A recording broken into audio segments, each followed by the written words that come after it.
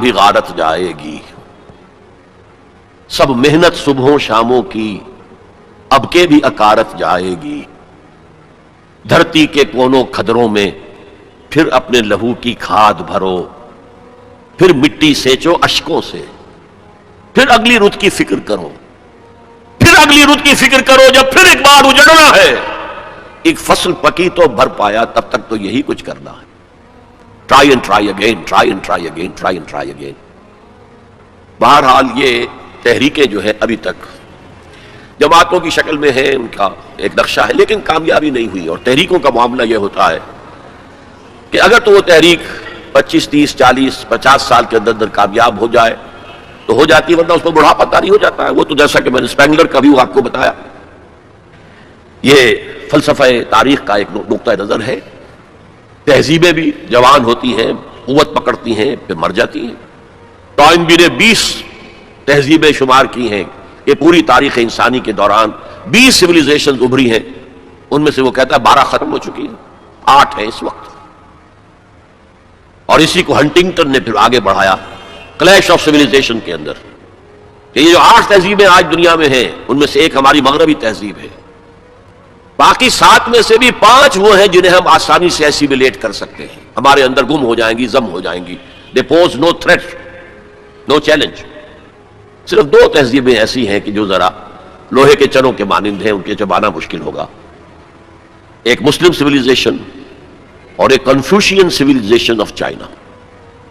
اس پر پھر اس نے مشورے دیے تھے، اور یہ جو تھنک ٹینکس ہوتے ہیں اور جو اس طرح کے دانشور ہوتے ہیں، ان کے مشوروں پر کس طرح عمل ہوتا ہے امریکہ کے اندر، 2 مشورے دیے۔ ایک تو چائنا کو اور مسلم ورلڈ کو ایک دوسرے سے دور کرو، چائنا کو ایسٹ ورڈ لوکنگ کر دو، ویسٹ ورڈ لوکنگ نہ رہے۔ ویسٹ میں تو عالم اسلام ہے، اگر مشرق کی طرف رخ ہو جائے گا تو پیسیفک، اکراس دی پیسیفک امریکہ بیٹھا ہوا، اور بیچ میں نیچے جو جزیرے ہیں۔ اسی مشورے کے تحت ایپیک قائم ہوئی، ایشیا پیسیفک اکنامک کوآپریشن۔ دوسرا مشورہ دیا، مسلمانوں کے آپس کے اختلافات کو بھڑکاؤ۔ میں سمجھتا ہوں پاکستان میں جو شیعہ سنی قتل و غارت ہوئی ہے، وہ اصل میں اس پالیسی کا نتیجہ، وہ انڈیجنس نہیں ہے، بلکہ اس کے ڈانڈے باہر سے ملتے ہیں۔ ورنہ شیعہ سنی سائڈ بائی سائڈ رہتے ہیں، کبھی کوئی عوامی فساد تو ہوا ہی نہیں وہاں۔ شیعہ سنی کا کوئی عوامی فساد کبھی ہوا ہی نہیں، آج تک نہیں ہوا۔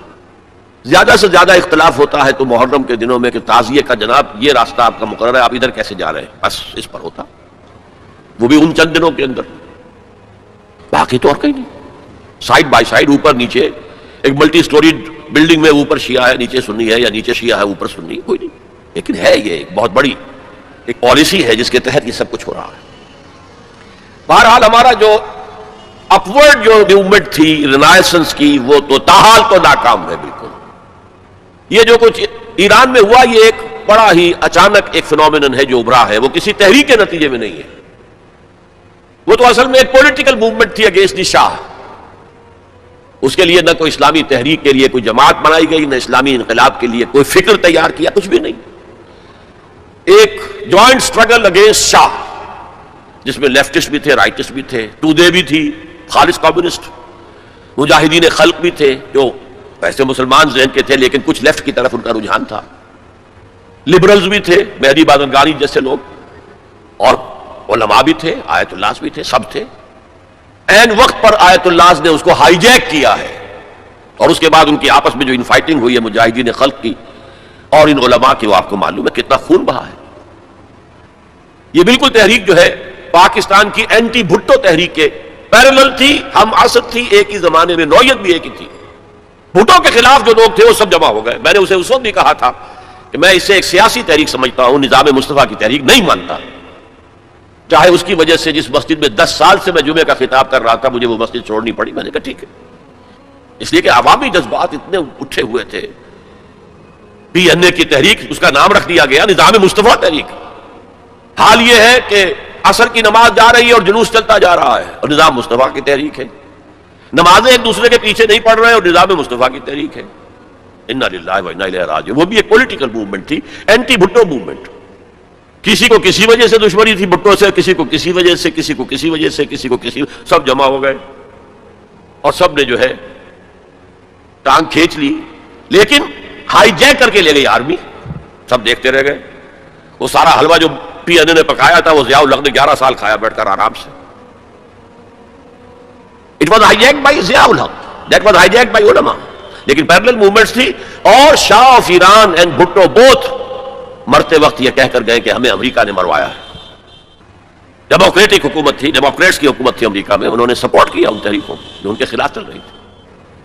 بہرحال بھٹو کا تو ایک اور جرم بھی تھا کہ اس نے ایٹم بم بنانے کا اعلان کیا تھا، چاہے ہمیں گھاس کھانا پڑے ہم ایٹم بم بنائیں گے. اور کسنجر نے کہہ دیا تھا we'll make an example of you, باز نہیں آؤ گے اگر تو تمہیں یہ نشان عبرت بنا دیں گے. اور وہ نشان عبرت پھانسی پہ جھلا دیا اس کو.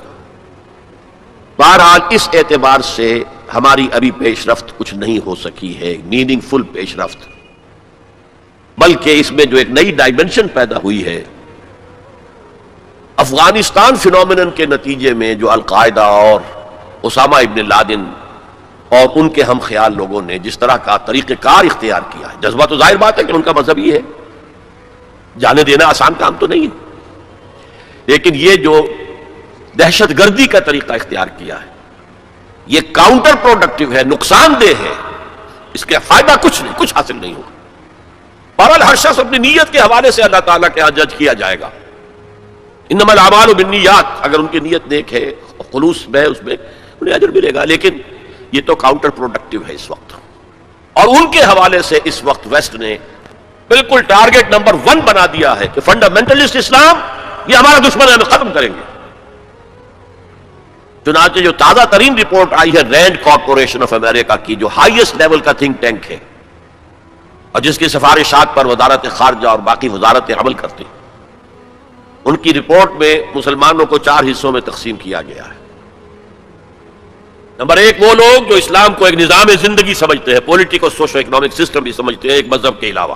مذہب بھی ہے، عقائد بھی ہے، عبادات بھی ہے، رسومات بھی ہے، لیکن اس کے ساتھ ہی پولیٹیکل سوشو اکنامک سسٹم جو سمجھتے ہیں they are our enemy number 1. we have to crush them in whatever way it is possible. اس لیے کہ ہم اپنے مد مقابل کسی نظام کو کھڑا ہوا نہیں دیکھ سکتے. اور آپ سوچئے 40 برس جو کولڈ وار رہی وہ نظاموں کی جنگ تھی نا، اس میں مذہب کا تو کوئی سوال ہی نہیں تھا. ویسٹ میں بھی سب کے سب کیا تھے، عیسائی تھے. اور رشیا کے اندر کون تھے؟ یو ایس ایس آر کی عظیم اکثریت کن پر مشتمل تھی؟ یہ چند مسلمان ممالک چھوڑ دیجئے، قازقستان وغیرہ، تو باقی تو سارا وہ عیسائی تھے نا. مذہب کا کوئی ایلیمنٹ نہیں تھا، ایلیمنٹ نظام کا تھا. ہمارا کیپٹلسٹک نظام اور یہ کمیونسٹ نظام اس کا چیلنج بن کر آ گیا ہے. نتھنگ ڈوئنگ، برداشت نہیں کریں گے. تو فنڈامنٹلسٹ کے بارے میں تو ان کی پہلے پالیسی ڈکلیئرڈ ہے، we have to crush them. Number 2 ہے ٹریڈیشنل لوگ، روایتی علماء. یہ اپنے مسجدوں میں، اپنے مدرسوں کے اندر قال اللہ قال الرسول پڑھنے میں ہیں، تو یہ فی نفس ہی تو خطرناک نہیں ہے، لیکن اگر یہ فنڈامنٹلسٹ کے ساتھ مل جائے تو بہت خطرناک ہے. اس لیے کہ ان کے پاس جو ہے لوگوں کے ساتھ رابطے کا مستقل ذریعہ موجود ہے. ہر جمعے کو جلسہ عام ہو رہا ہے. چھوٹا سا جلسہ کرنے کے لیے بھی آپ کو کتنے پاپڑ بیلنے پڑتے ہیں، اس کا اشتہار شائع کیجئے، اس کی ڈلوری کیجئے، اس کا اعلان کیجئے. وہ کتنے آئیں گے؟ 200-400 آ گئے تو بڑی بات ہے. یہاں وہ کچے دھاگے سے بدے آ رہے ہیں، نہا دھو کر کپڑے بدل کر عطر لگا کر چلے آ رہے ہیں. تو یہ ہے کہ بہت خطرناک ہے. یہ اگر مل جائے فنڈامنٹلسٹ تو انہیں دور رکھنا ایک دوسرے سے، اور ان کے آپس کے اختلافات کو بھڑکانا ہے تاکہ یہ کبھی متحدہ قوت نہ بن سکے ٹریڈیشنل. تو یہ ہے کہ بہت خطرناک ہے. یہ اگر مل جائے فنڈامنٹلسٹ تو انہیں دور رکھنا ایک دوسرے سے، اور ان کے آپس کے اختلافات کو بھڑکانا ہے تاکہ یہ کبھی متحدہ قوت نہ بن سکے ٹریڈیشنلسٹ. تیسرے انہوں نے کہا ہے ماڈرنسٹ ہیں، جو اسلام کی ایسی تعبیر اب کر رہے ہیں جو ہماری تہذیب کے ساتھ کمپیٹیبل ہے. یہ جو ری انٹرپریٹیشن آف اسلام ہو رہی ہے to make it compatible with the western civilization, وہ کہتے ہیں کہ یہ ہے اصل آدمی اور ان کی مدد کرنی چاہیے، انہیں سپورٹ کرنا چاہیے، ان کو امداد دینی چاہیے، اور ان کو میڈیا پر ان کی اپیئرنس کا اہتمام کرنا چاہیے. اس لیے کہ ان کے پاس کوئی اور ذریعہ تو ہے نہیں. مسجد میں کون گھسنے دے گا انہیں؟ وہاں کون ان کے پیچھے نماز پڑھے گا اور کون ان کا خطبہ سنے گا؟ جوتے لگ جائیں گے. لہذا ان کو جو ہے میڈیا پر لاؤ، اور اس پر عمل ہو رہا ہے. اور آخری اس نے کہا جو خالص سیکولر مسلمان ہے وہ تو ہمارے ہی ہے، اس میں تو کوئی اشکال ہی نہیں ہے، جو یہ سمجھتے ہیں کہ اسلام نام ہے نماز روزہ حج زکوٰۃ کا، عقائد کا، کچھ رسومات کا، عقیقہ ہے، شادی میں ایجاب و قبول ہے، مردہ کو دفنانا ہے، کفنانا ہے، بس تو کرتے رہیں گے، ہمارا تو کوئی ان سے جھگڑا نہیں ہے۔ باقی وہ اس کو کوئی سیاسی نظام، اس کو کوئی معاشی نظام، کوئی معاشرتی نظام سمجھتے ہی نہیں، سیکولر ہے۔ لہذا ان دونوں طبقات کو سپورٹ کرو، اور یہ جو دو طبقات پہلے ہیں ان کے خلاف جد و جہد کرو۔ یہ ہے موسٹ ریسنٹ پالیسی ایڈوائز جو دی گئی ہے امریکہ کی حکومت کو۔ بہرحال میں نے کہا تھا کہ ایک طرف تو رینائسنس کی تحریک چل رہی ہے، اس کے بارے میں اپنا تجزیہ پیش کر دیا، دوسری طرف ہمارے زوال کا عمل اور گہرا اور گہرا اور گہرا ہوتا چلا گیا۔ اس زوال کے بڑے بڑے لینڈ مارک کیا ہیں؟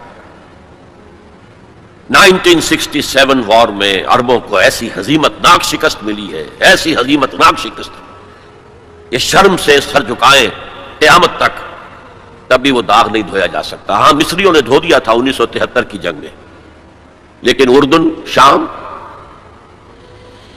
اور اسرائیل نے جھپٹا مارا، ادھر سے لیا سینائی پیننسلا، ادھر سے لے لیے گولان ہائٹس، ادھر سے پورا ویسٹ بینک جو اب تک جارڈن کے پاس تھا، اور ایسٹ یروشلم بھی گیا، اب ان کے قبضے میں ہے فرام 1967۔ یہ عالم عرب کے اعتبار سے یہ ہمارے زوال کا ایک بہت بڑا لینڈ مارک ہے۔ اسلام کے نام پر بننے والے ملک کا جو حشر ہوا 1971 میں، 2 لخت ہو گیا، 2 ٹکڑے ہو گیا، اور سخت ہزیمت ناک، عبرتناک ہزیمت جو ہے مسلمانوں کو پاکستان کو اٹھانی پڑی، ایک اور دوسرا لینڈ مارک ہے۔ پھر جو قتل عام ہو رہے ہیں بوسنیا میں، چچنیا میں، پیلسٹائن میں، یہ سب کے سب جو ہیں یہ اسی کی شکلیں ہیں۔ تو down fall is also increasing, going deeper and deeper and deeper. لیکن دوسری طرف رینائسنس کی تحریکیں بھی ہیں، اگرچہ مس لیڈ ہیں۔ میں ان حضرات کو جو میں نے کہا کہ ان کی نیت کے اعتبار سے اللہ کے ہاں ان کے ساتھ معاملہ ہوگا، لیکن میں ان کا جو بھی طریقہ کار ہے اسے سمجھتا ہوں کہ وہ مفید سے زیادہ مضر ہے، کاؤنٹر پروڈکٹیو ہے، اسلام کا وہ نقصان پہنچ رہا ہے اس سے۔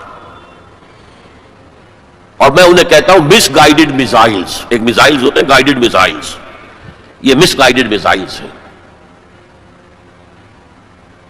یہ ہے آج کی داستان جو میں نے آپ کے سامنے رکھی۔ اس آج میں یہ اب مزید شامل کر لیجئے، کیونکہ آج میں نے شروع کیا تھا جنگ عظیم اول کے کچھ 10 سال بعد سے، 1924 میں خلافت جو ایک نومینل ادارہ تھا، برائے نام ایک کہیے کہ ٹوکن ایک مسلمانوں کی اجتماعیت کا، ختم ہوئی۔ اس کے بعد سے پھر ایک رینائسنس کا پروسیس شروع ہوا، آزادی کی تحریکیں، نظام اسلام کے قیام کی تحریکیں، آزادی کی تحریکیں کامیاب ہوئی، وہ زمانے کی جو روح عصر تھی، اسپرٹ آف دی ٹائم کے مطابق تھی، کامیاب ہو گئی۔ لیکن یہ کہ یہ تحریکیں دوسری جو ہے ناکام ہو گئی، اور اب جو ایلیمنٹ آ گیا ہے وہ کاؤنٹر پروڈکٹیو ہے۔ لیکن ہمارے خلاف جو اب طاقت ایک ابھر کر آئی ہے، وہ جو اسلام کی بدترین دشمن ہے، یہودی، اب انہیں تمکن حاصل ہو گیا ہے، ان کے شکنجے میں ہے اس وقت، عالم عیسائیت ان کے شکنجے میں ہے۔ اگرچہ اس میں مختلف شیڈز ہیں، کیتھولکس اتنے زیادہ اعلی کار نہیں ہیں ان کے، اگرچہ ویسے شکست مان چکے ہیں۔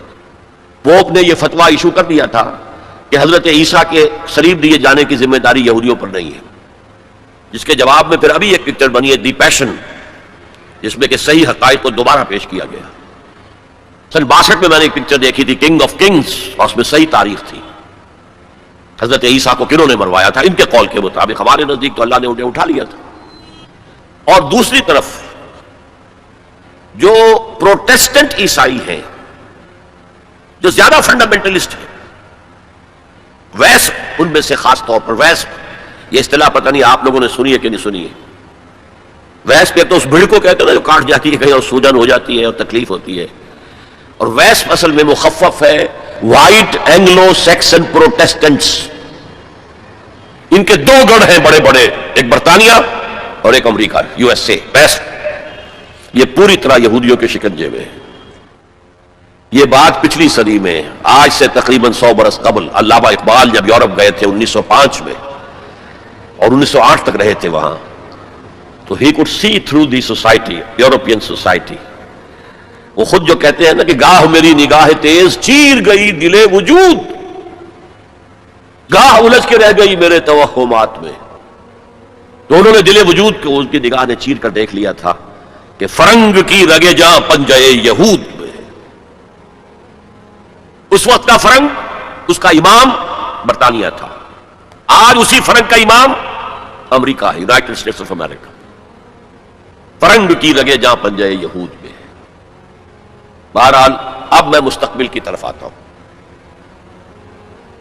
اس کو میں دو حصوں میں تقسیم کروں گا، ایک مستقبل بعید، ایک مستقبل قریب. مستقبل بعید جو زیادہ بعید نہیں ہے میرے نزدیک، وہ بہت زیادہ دور نہیں ہے. وہ کیا ہے؟ قرآن مجید کے صغرا کبرا سے بھی ثابت ہوتا ہے.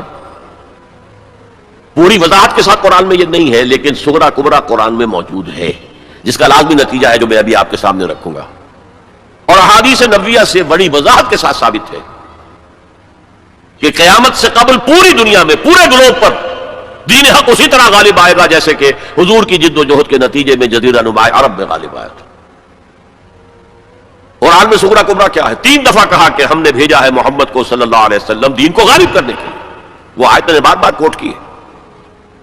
5 دفعہ کہا ہے کہ ہم نے بھیجا ہے محمد کو پورے عالم انسانیت کے لیے.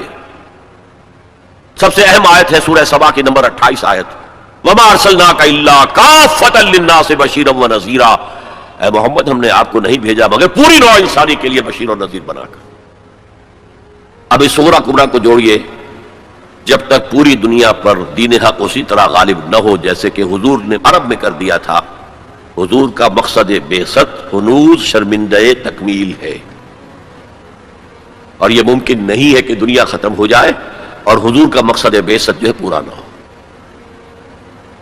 احادیث کے اندر وہ حدیث جو میں 2 دفعہ آپ کے سامنے لا چکا ہوں، پہلا دور نبوت، دوسرا خلافت علی منہاج النبوہ، تیسرا ملکن عاضن، چوتھا ثم تکون ملکن جبریا. پھر ملوکیت ہوگی مجبوری والی، غلامی والی. اب میں نہیں کہہ سکتا کہ اس وقت صحابہ نے اس کا کیا مطلب سمجھا ہوگا. یہ 2 ملوکیتیں علیحدہ علیحدہ حضور نے گنوا دی. آج ہم سمجھ سکتے ہیں کہ پہلی ملوکیت وہ تھی جس میں سلاطین اور ملوک مسلمان تو تھے، کلمہ گو تو تھے. پھر ہم ملکہ وکٹوریہ کے غلام ہو گئے. یہ ملکن جبرین، یہ پورے عالم اسلام کو جو رون ڈالا تھا کولونیل پاورز آف یورپ نے، یہ اس کی طرف اشارہ ہے. یہ فرمایا یہ دور بھی رہے گا جب تک اللہ چاہے گا، پھر اللہ اسے بھی اٹھا لے گا. And the good news is ثم تکون خلافت علی منہاج النبوہ. پھر دوبارہ دنیا میں خلافت علی منہاج النبوہ کا نظام قائم ہوگا. یہ ہے وہ دور جو آنے والا ہے، مستقبل میں آئے گا، لازماً آئے گا. 2 پتنگیں ہیں اڑ رہی ہیں، ان کا پیچ پڑنے والا ہے بہت زبردست. ایک ہے نیو ورلڈ آرڈر جو حقیقت میں جیو ورلڈ آرڈر ہے. ایک ہے جسٹ ورلڈ آرڈر آف اسلام. مقابلہ انہی میں ہونا ہے، اور نتیجے میں بالآخر اسلامی خلافت گلوبل کی طرف تو دنیا جا ہی رہی ہے. گلوبلائزیشن. یہ ملکوں کے درمیان لکیریں تو تقریباً بے ایمانی ہو جائیں گی. ملٹی نیشنلز کی حکومت ہوگی اصل میں. تو باقی حکومتیں جو ہے تو انتظامی قسم کے وہ ایک ریجنز ہوں گے. جیسے کہ پہلی جنگ عظیم سے پہلے پوری امت مسلمہ ایک وحدت تھی. ہاں حکومت یہاں مغلوں کی ہے، وہاں صفویوں کی ہے، لیکن کہیں کسی پاسپورٹ کی ضرورت نہیں، کہیں کسی ویزا کی ضرورت نہیں. کوئی مغرب سے چل کر آتا ہے ابن بطوطہ اور پہنچ جاتا ہے ہندوستان تک، اور یہاں آ کر وزیر بن جاتا ہے. وہ is not the son of the soil. امت کی وحدت برقرار تھی. یہ امت کی وحدت ختم ہوئی ہے فرسٹ ورلڈ وار کے بعد. المصر للمصریین، الشام للشامیین، العراق للعراقیین، یہ نعرے لگے ہیں امت کی وحدت کو پارا پارا کرنے کے لیے مغرب کے زیر اثر. یہ سب سے بڑی سازش تھی امت کی وحدت کو ختم کرنے کے لیے. بہرحال ایک تو یہ جس کی کے بارے میں حضور نے خبر دی کہ دوبارہ آئے گا خلافت علی منہاج النبوہ کا نظام. اور 2 حدیثیں آپ کو سنا دینا چاہتا ہوں جس میں حضور نے خبر دی ہے کہ اب جب یہ آئے گا تو گلوبل ہوگا. ایک حدیث ہے حضور صلی اللہ علیہ وسلم کے ایک غلام جنہیں آپ نے آزاد کر دیا تھا، حضرت ثوبان رضی اللہ تعالی ان کی روایت ہے، عن ثوبان رضی اللہ تعالی عنہ قال قال رسول اللہ صلی اللہ علیہ وسلم ان اللہ زوالی الارض، اللہ نے میرے لیے پوری زمین کو لپیٹ دیا یا سکیڑ دیا، پوری زمین. فرائے تو مشارقہا و مغاربہا، میں نے سارے مشرق دیکھ لیے، سارے مغرب دیکھ لیے. وَإِنَّ أُمَّتِي سَيَبْلُغُ مُلْكُهَا مَا سُوِيَ لِي مِنْهَا، اور میری امت کی حکومت ان تمام علاقوں پر قائم ہو کر رہے گی جو مجھے زمین کو سکیڑ کر یا لپیٹ کر دکھا دیے گئے. اور یہ روایت کسی دوسرے تیسرے درجے کی حدیث کے ذخیروں میں سے نہیں ہے، مسلم شریف کی روایت، درجہ اول کی کتب.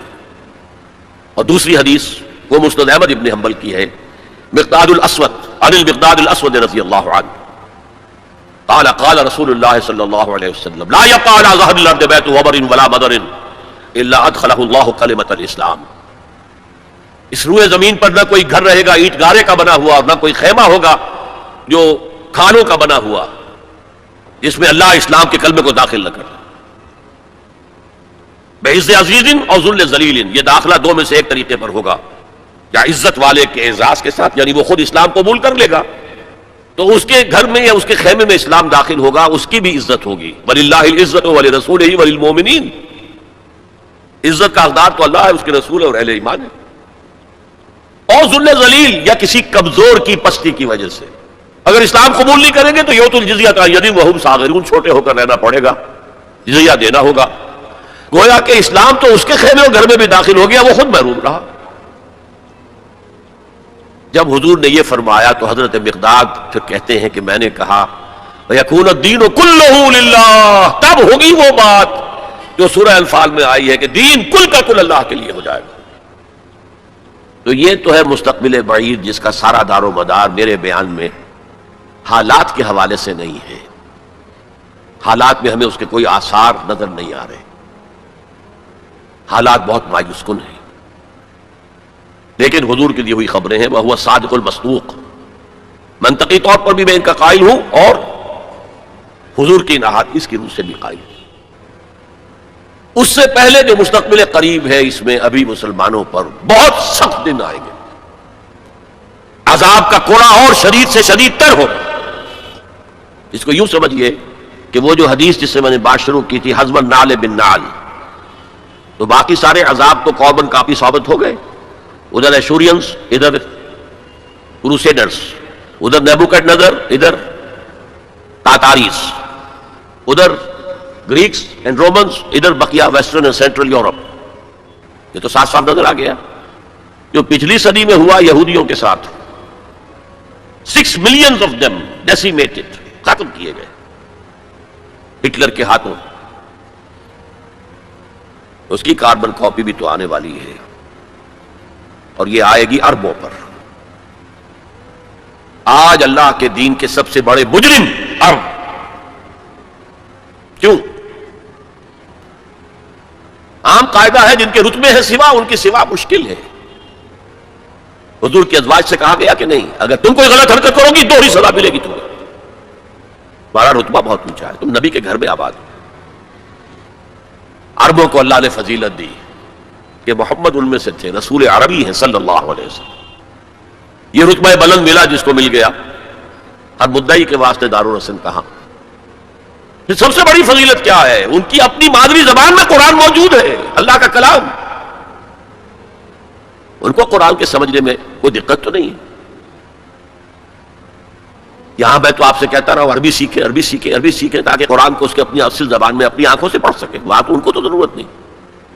پھر بھی ان کا اگر یہ حال رہا کہ جو ملک بھی کولونیل رول سے آزاد ہوا اس نے یا تو اپنا قبلہ کر لیا ماسکو کی طرف اور یا واشنگٹن کی طرف، تو ان سے بڑا مجرم اور کوئی نہیں. ایک حدیث میں آیا ہے ویل للعرب من شر اقترب، بہت ہلاکت اور بربادی ہوگی. ایک مرتبہ ام سلمہ رضی اللہ تعالی عنہا نے ام المومنین پوچھا کہ یہ جو آپ فرما رہے ہیں کہ اتنی بڑی تباہی آئے گی، اتنے بڑے مسلمانوں کے اوپر برے حالات آئیں گے، تو عرب اس روز کہاں ہوں گے؟ فرمایا العرب یومئذ قلیل، بہت کم رہ جائیں گے. بہت بڑی تباہی آنے والی. اور اس کا نقطہ آغاز کیا ہوگا؟ ویسے تو ہے جو کچھ ہو رہا ہے فلسطین میں، اسے وہ 30 کروڑ عرب بھی دیکھ رہے ہیں اور باقی 100 کروڑ مسلمان باقی بھی دیکھ رہے ہیں. ٹک ٹک دیدم دم نہ کشیدم. وہ آئی سی جو ہے وہ بھی زیادہ آئی سی بن کر رہ گئی اور کچھ نہیں. کوئی کسی طرف سے احتجاج تک نہیں ہے. امریکہ شیرون کو مین آف دی پیس کا خطاب دے رہا ہے. صابرہ اور شتیلہ کا قاتل درندہ اور جو کچھ کر رہا ہے فلسطینیوں پر وہ آج ہم اپنی آنکھوں سے دیکھ رہے ہیں ٹیلی ویژن کے اوپر. کس طرح بلڈوزرز آتے ہیں ان کے گھروں پر گھر گراتے چلے جاتے ہیں. کس طریقے سے F-16 اوپر دندن آ رہے ہیں, ہیلی کاپٹر دندن آ رہے ہیں. اور ان کے پاس کیا ہے سوائے اپنی جان پیش کرنے کے؟ سوسائڈ جو ہے اٹیک, اس کے سوا کیا ہے؟ یا پہلے وہ صرف پتھر مارتے تھے, اینٹیں روڑے, اللہ اللہ خاصا. تو یہ ضربت علیہم الذلۃ والمسکنۃ وباؤوا بغضب من اللہ تو پہلے ہی ہو چکا ہے. لیکن جن دو چیزوں پر یہودیوں کا اور West white Anglo Saxon Protestants کا اتفاق ہے, وہ ایجنڈا, 4 نکاتی ایجنڈے پر یہ متفق ہیں. نمبر 1, جلد از جلد وہ جنگ ہونی چاہیے جس کی خبر بائبل میں دی گئی ہے, ارمگیڈون. بائبل کی آخری کتاب ہے ریویلیشنز, مکاشفات یوحنا. یہ یوحنا جون جو ہے یہ حضرت یحییٰ نہیں, حضرت مسیح کے حواریوں میں سے ایک جون ہے, ان کے مکاشفات ہیں. اور اس میں یہ ہے کہ ایک بہت بڑی جنگ ہوگی تاریخ انسانی کی, ارمگیڈون. اور اگر آپ دیکھیں گے ڈکشنری میں تو لکھا ملے گا, a very big war which will be fought between the forces of good and evil before the end of this world. ارمگیڈون جلد از جلد ہونی چاہیے. نمبر 1, عراق پر حملہ اس کا نقطۂ آغاز ہے. آگے یہ سلسلہ کدھر بڑھتا ہے یہ ابھی دیکھنے کی بات ہے. نمبر 2, گریٹر اسرائیل قائم ہونا چاہیے تاکہ پوری دنیا کی یہودی آ کر سما جائے. ابھی تو اس چھوٹے سے اسرائیل میں تو ساری دنیا کی یہودی تو نہیں آ سکتی. اور یہ کہ فلسطینیوں سے اس ارض فلسطین کو پاک کیا جائے تاکہ نہ رہے بانس نہ بجے بانسری. یہ خودکش حملے بھی ختم ہو جائیں. یا انہیں سمندر میں پھینکو یا انہیں جارڈن کی طرف دھکیل دو, چلے جاؤ ادھر. نمبر 3, مسجد اقصی اور ڈوم آف دی راک قبۃ الصخرہ کو گرایا جائے.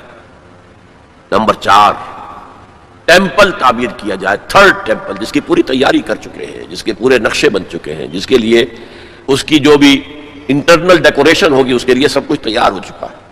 اور یہ انتفاضہ جو ریسنٹ شروع ہوا ہے یہ شیرون کے دورے کی وجہ سے کہ وہ مسجد اقصی میں داخل ہوا اور وہ دیکھ رہا تھا جگہ کہاں سے ہمیں فاؤنڈیشن بنانی ہے اور کیا کرنا ہے. 4 باتیں گنوائی میں نے. 5ویں بات ایک اور بھی ہے کہ جب 3rd ٹیمپل تعمیر ہو جائے تو تھرون آف ڈیوڈ لا کر وہاں پر رکھ دیا جائے. یہ مجھے پتا نہیں تھا, یہ تھرون آف ڈیوڈ ابھی حضرت داؤد کا تخت جو ہے کہیں محفوظ ہے. یہ پروٹیسٹنٹس کا ایک رسالہ نکلتا ہے دی ٹرمپٹ, فلاڈلفیا سے, امریکہ کے شہر فلاڈلفیا سے, دی فلاڈلفیا ٹرمپٹ. اس میں پتا چلا یہ ایک پتھر تھا جس پر بٹھا کر حضرت داؤد کی تاج پوشی کی گئی تھی, اسی پر حضرت سلیمان کی تاج پوشی ہوئی, اسی پر بعد میں ان کے اور جو بھی تھے حکمران ان کی تاج پوشی ہوتی رہی. وہ پتھر ٹائٹس نے جب گرایا ہے یروشلم کے اس 2nd ٹیمپل کو تو وہ اپنے ساتھ لے گیا. وہ روم پہنچ گیا, روم سے آئرلینڈ پہنچ گیا, کیتھولک ملک ہے بہت بڑا, وہاں سے اسکاٹ لینڈ آیا, وہاں سے انگلینڈ میں آ گیا اور اسے رکھ دیا گیا جو ان کی پارلیمنٹ کے ساتھ جو گرجا ہے. اور 14ویں صدی عیسوی میں اس کو ایک کرسی میں بلڈ کر دیا گیا سیٹ کی حیثیت سے. اب وہ تھرون ہے, اسی کرسی پر بٹھا کر انگریز جو بھی بادشاہ ہوئے اور جو ملکائیں ہوئی ان کی کورونیشن ہوئی ہے, وہ وہاں سے لا کر اب یہاں رکھا جائے گا. البتہ اس کے بعد ان کے ایجنڈے مختلف ہو جاتے ہیں. یہودی سمجھتے ہیں ہمارا مسیح آئے گا, وہ اس تخت پر بیٹھ کر دنیا پر حکومت کرے گا.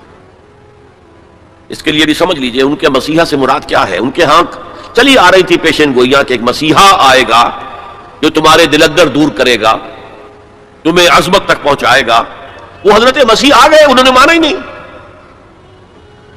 تو وہ پیشن گوئی جو ہے ابھی موجود ہے.